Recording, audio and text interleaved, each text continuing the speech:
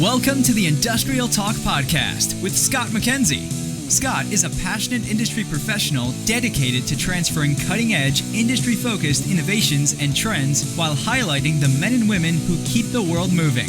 So put on your hard hat, grab your work boots, and let's go. All right. Welcome, you industrial professionals all around the world. Thank you very much for joining Industrial Talk, the number one industrial-related podcast in the universe that is dedicated to you, industry professionals all around the world, because you're bold, brave, and you dare greatly. You're changing lives, and you're changing the world. Why not celebrate you big time? All right, in the hot seat, we have a person by the name of Anna Wells. The company is IEN. They have a podcast, by the way. Their podcast is Today in Manufacturing. So she's a pro. She's a pro. And you know what we're talking about? The changes and the challenges that are taking place today that are impacting manufacturing today. And we're just touching upon technology. We're touching upon labor and resources. What do we do? How do we, achieve what we need to achieve? She brings it all to the table. Let's get, I reckon, great conversation. Just FYI, an absolutely wonderful conversation. Yeah, she brings the lumber. And of course, with her organization, the IEN, they get all of the latest information. So go out to IEN.com. It's a great website, laid out well. No issues there. That's for doggone sure. All right. We're building a platform. This Industrial Talk platform is dedicated and highlights, and it's an ecosystem. I guess I can continue to sort of use other words. But the reality is that for us to really succeed going forward, we have to educate, and you'll get this with Anna. It's imperative that we stay engaged, educate. It's also imperative that we collaborate with industry leaders and solutions, the people that we can trust, because it's happening. And then, of course, how do we deploy innovation? How do we deploy technology in the right way to be able to achieve what you need to achieve from a business perspective, from a manufacturing perspective, from an industrial perspective? That's what this platform is all about. Now, with that said, we've got some webinars that are scheduled, because the reality is that, one, we've got to dive deep, and these webcasts allow us to dive deeper into the subject matter, be able to sort of share the information, download it, and again, it's all just focused on you and being able for you to achieve what you need to achieve and get the information that you need. A couple of planned webcasts. One, we already have one out there that is aligning supply chain strategy with your PF curve, because it's all about asset uptime and your maintenance, and how do you get that material there as quickly and as efficiently as we possibly can, and aligning that PF curve with your supply chain strategy. Very, very beneficial. The other ones that we have planned and that we're scheduling right now is, from my perspective, being a utility guy, being a former journeyman lineman, I'm intrigued with what is taking place within the utility market. How do you ensure the delivery of power is safe, reliable, and cost effective, right? But there's a lot of digitalization that is taking place within that industry as well. And we're going to have a couple of great speakers on that topic shortly, so we're going to be recording that one, and it's going to just sort of take us down that road. The other one that we're also looking into from a webcast perspective is the tsunami of data that many of the utilities have to manage, and what do you do, and how do you do that effectively? Because the reality is, I use power, and I want the power to be reliable and clean and whatever the drivers are. So there's a lot of change that's taking place with that marketing. And then finally, we've got a program out there, and it's because you've asked for it, is about what do I do? How do I continue to push out content? What are the strategies and tools? And I have, from my perspective, I think if you're selling, if you're marketing, if you're doing the stuff that generates revenue, which is what what we do, you need to have at minimum, and it could be less, but at a minimum, a process that allows you to have greater than 15 value-added touch points. And it's all out there, and you'll see how I create those, and I call it the casino funnel. But anyway, because once you're in it, you're going to continue, and I think that companies are looking for solutions that solve problems, which is, what everybody wants is, I've got a problem, I got a pain point, how do I solve it? Anyway, let's get on with the conversation. Anna Wells, again, they have a incredible podcast out there called Today in Manufacturing. Highly recommend that you check it out, because they start talking about trends and things that are taking place, and that's what we're going to be doing on this conversation. But wonderful. It was an absolutely wonderful conversation. So here's Anna Wells. Anna, welcome to Industrial Talk. How are you doing today? I'm doing great. Thank you so much for having me. Excellent. I'm so excited about having this conversation, outside of the fact that you've got mad skills out there. Listener, we're going to have all the contact information for Anna, her organization, out on Industrial Talk. I highly, right off the bat, before we even get into the conversation, highly recommend that you put her on your bucket list to connect with big time. All right, before we get into all of the wonderful conversations that we are going to be talking about, give us a little background on who Anna is. Keep it brief, because I know that you have a hell of a CV. Absolutely. So I am an executive editor with Industrial Media, which is a media company with brands that reach various audiences along the industrial supply chain. So that includes plant executives, managers, supply chain and purchasing professionals, distributors. We produce content daily along many formats. We have a podcast, we have print magazines, digital content, video, market research, all of that. You may recognize some of our brands like manufacturing.net, Industrial Distribution, IEN, which is Industrial Equipment News, an old tabloid magazine that's been around for 90 years. And so I've been working on this team for about 17 years, and I specialize in areas like plant operations and distribution, really more as an observer of trends. So I'm used to interviewing others. I'm not used to being interviewed, so I hope I am suitable for that. For this. Oh, yeah. I understand. I sympathize with you, and because I'm never on that side of the mic either, and then I feel like I'm rambling, and I don't feel comfortable with that. So totally. So I'm going to make you feel no, I'm not going to make you feel uncomfortable. Before we proceed, you said podcast. What's the name of the podcast? It is the Today in Manufacturing podcast. And so it's a panel, two other editors on our team, Jeff and David, and I. We take the 5 most popular stories on our websites for the week, and we kind of hone in a little bit on those topics and talk about them in more detail and their impact on the industry going forward. A lot of stuff that draws our readers' attention is like safety incidents, new technology developments, in scandals in manufacturing, and just kind of like what those mean for the industry and what people can do to maybe operate better. So that's what we do. Scandals. You would not believe the scandals. like an example of a scandal. I'm sorry. We've got a list here of stuff to do, but I because I am the host, and I get intrigued and I go off on tangents. When you say scandal, it's like, oh, I know. How titillating is that? Tell us, what do you mean? Yeah, so like people stealing IP and selling it to China, or like plant managers who have these embezzlement schemes going on online. People are very interested in those types of stories. They're a little sensational. But yes.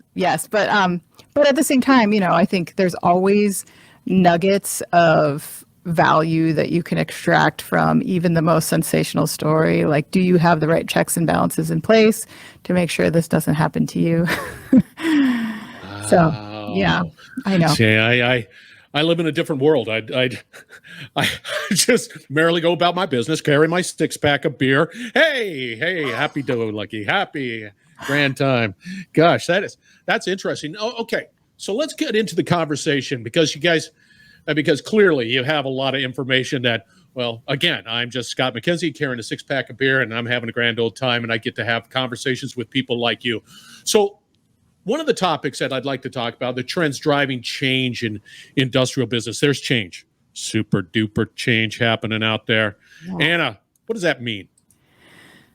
Well, change is happening in many different ways. I think one of the biggest that we're seeing right now, and obviously this applies to, companies across every sector, is just what's happening with labor challenges, including So, industrial businesses are making some changes here as it applies to new methods for recruiting and retaining workers.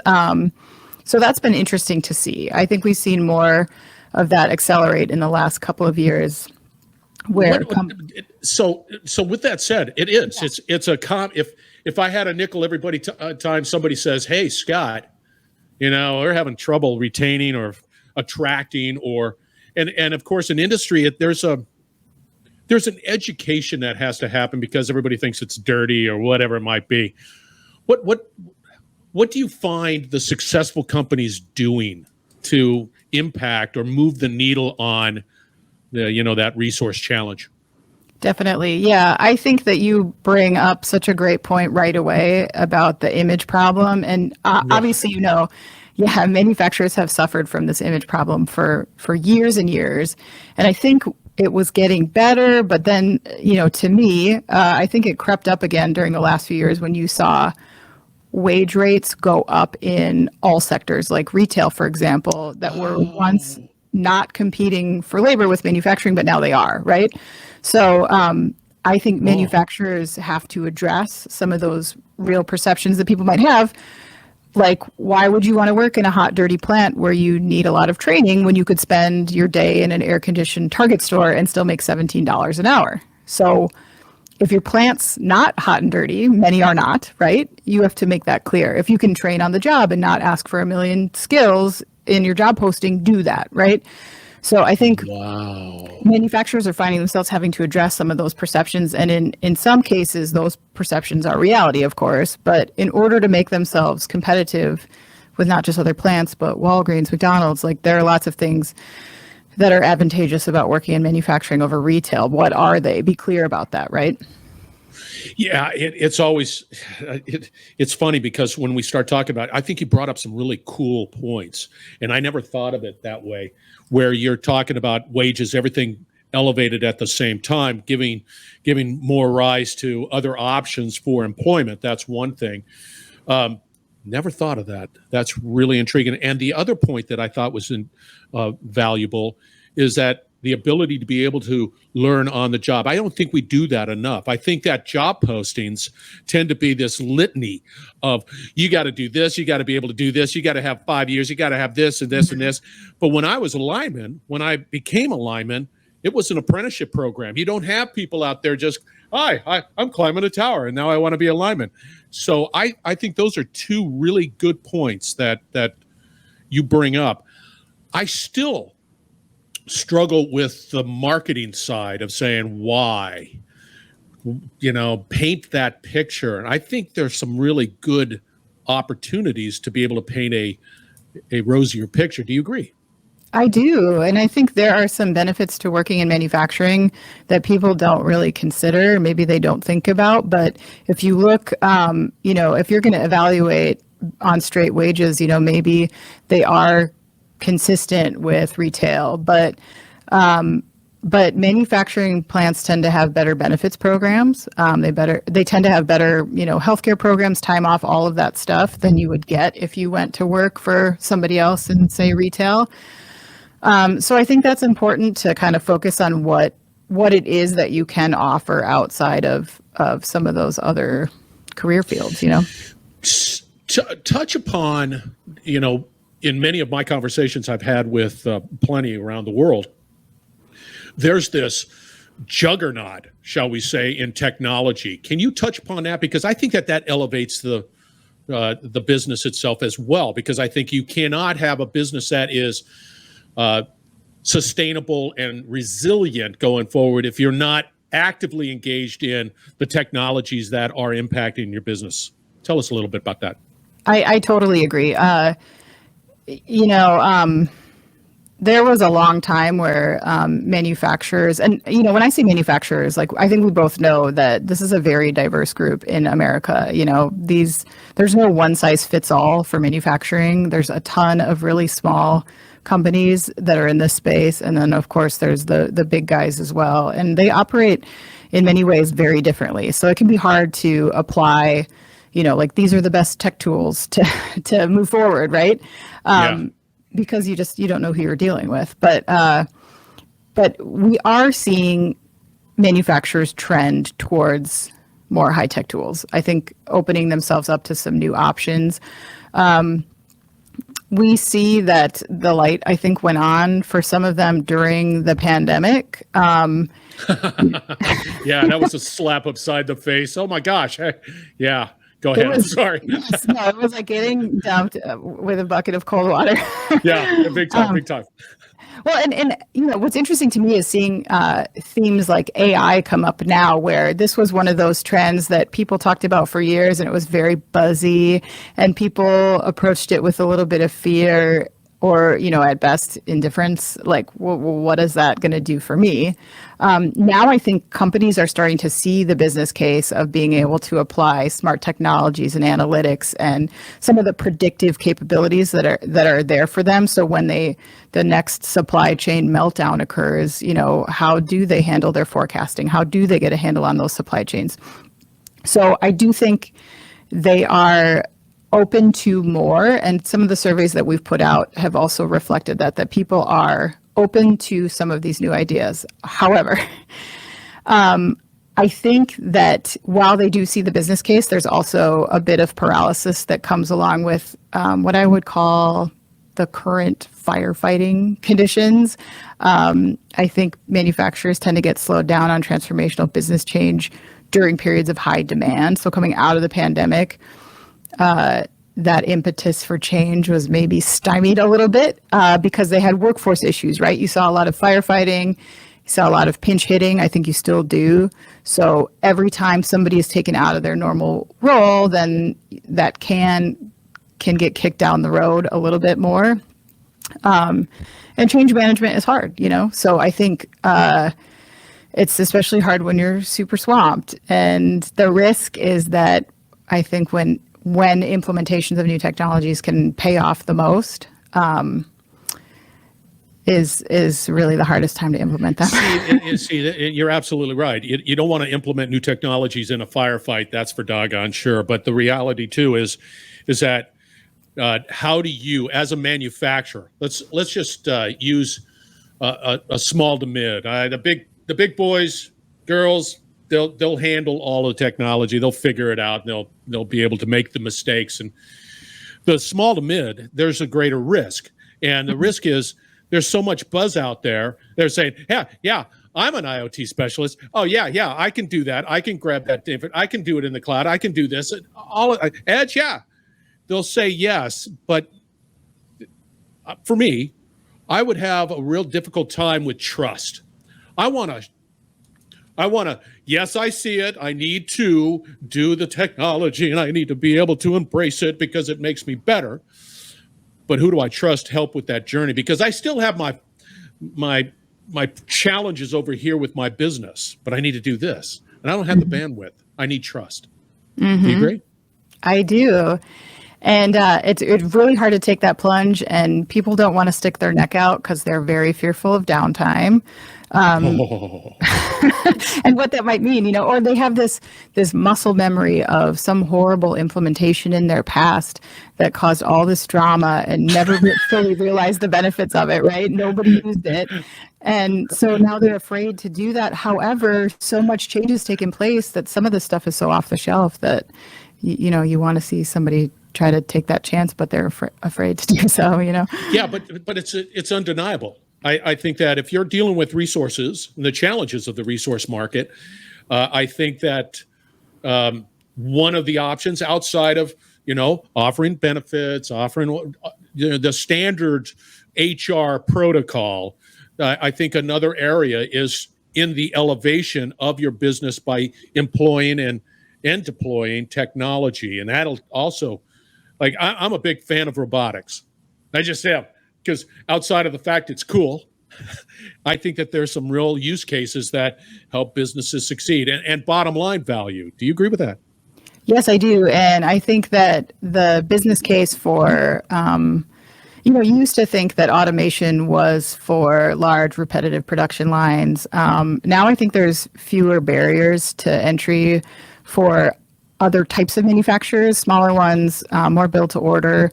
Everything costs less now. Not everything, but a lot of it, you can get in at a lower level. Cobots, I think, are coming for smaller businesses. Baby. Even. Yeah. 3D printing, I think, like that hype wheel. I think we're finally seeing a place in business as more materials are being developed. There's been a lot of inroads made with quality, consistency improvements just in the last couple of years. I do think that we're going to see more of that in the next couple of years really take off. See, what's interesting, and you've been around the market for a long time, you see a lot of things that hit the market, or you have the conversations about, 3D printing. Can it ever get to the point where it is actually industrial level or whatever? And it's so funny because I've seen the same thing, and I was just like, wow, hey, that's great. That's a big machine. But really, will it work? And then all of a sudden today, it's like additive manufacturing. Sure, we can create this, and it's more efficient, and it's an exciting time. I agree. Yeah, and I think to your go ahead. No. I walked on you. I was just going to say, to your point around, workforce and technology and elevating your business, the data out there suggests that younger workers are willing to leave their job if they don't have the right tech tools, right? If they don't feel like they're working in a modern environment. So I think that, outside of just what your goals are for your operation from a production standpoint or from a design standpoint, you need to also think about what tech tools can you provide to enable your workers and make them stay, because there was talk about once you open the door, you have to close the back door. I don't love that analogy, but the point is, like, how do you get those people to adapt your workplace, understand it, feel valued, and want to come to work every day? And turnover is hard. It's expensive, right? It's the last thing that you want is to hire someone and then watch them walk out the door. So looking at tech tools as another way of retaining those workers, I think, is really important. And I think the messaging around the technology is, one, it's not static. And for me, I love change. I love the excitement of change. And I know some people don't, and that's probably to some extent contrary to manufacturers, but change is happening. And so when we start talking about technology, it's a career. It's a career that has ongoing, excitement from my perspective, new cobot technology, new CNC technology, new whatever. And it seems like the velocity is, blistering. And I get all buzz about the whole thing. Yeah, it's exciting. I agree. And, some of the technology that, even 5, 6, 7 years ago, you were like, this is a long way off. I don't see the value. Or people really didn't understand the business case. That is just, some of that has become so clear now.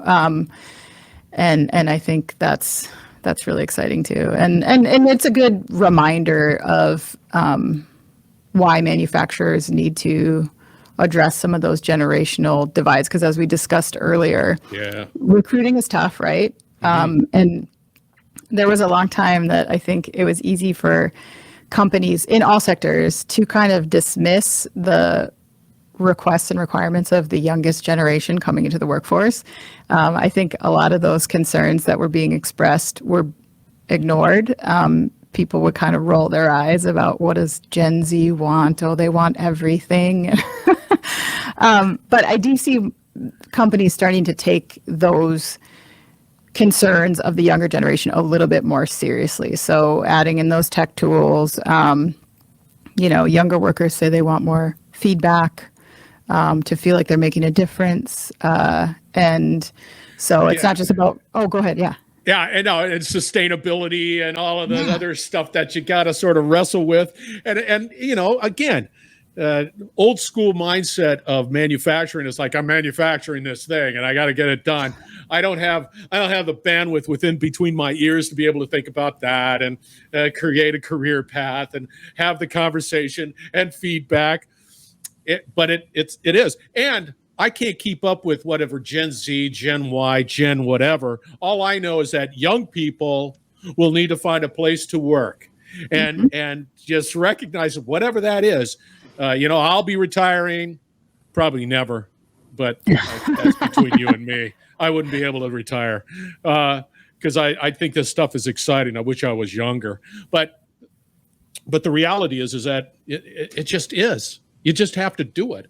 And whether you like it or not, I mean, it is. All right, listeners, we're going to wrap it up. Now, there are a couple of points that I want to make sure that you put down. One, from a labor perspective, I think that Anna brought up a couple of really good, solid points about what's happening in the marketplace, being able to market the benefits of being in manufacturing. I think that those are really good points to consider. I think technology is going to be, whether you like it or not, it just begin to embrace it. Just do it. Get on board, man. Get on board. Don't stick your head. And then find a Sherpa of some sort that you trust. I'm sure Anna has people that fall into that category because, the last thing I want to do is recommend somebody that doesn't deliver and then have that conversation. Don't want that. So anyway, you were absolutely spectacular. How do people get a hold of you, Anna? Oh, okay, great. So you can reach me via email, anna@ien.com. If anyone would like to check out our podcast, you can find the archive on manufacturing.net. I would love it if you guys just give us a look. We have so much fun every week, and it's totally inappropriate, and it's super fun, though. Not as fun as this is. This was so fun. This was cool, huh? Yeah. Thank you so much. Because I'm Scott McKenzie with the six-pack of beer, and, this is the way it sort of rolls.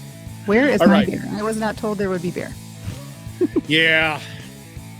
Virtual beer. Virtual beer. Okay, cheers. That is IEN.com. We're going to have all the contact information with all of the links also to the videos there's a ton of stuff out here. So we're going to have it all out on Industrial Talk.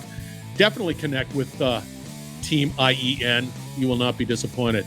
Anna, thank you very much. Thank you, Scott. I really appreciate you inviting me on. It's been super fun. Get out of here. Shut the front door. All right, listeners, we're going to wrap it up on the other side. We're going to have all the contact information for Anna out there. So stay tuned. We will be right back. You're listening to the Industrial Talk Podcast Network.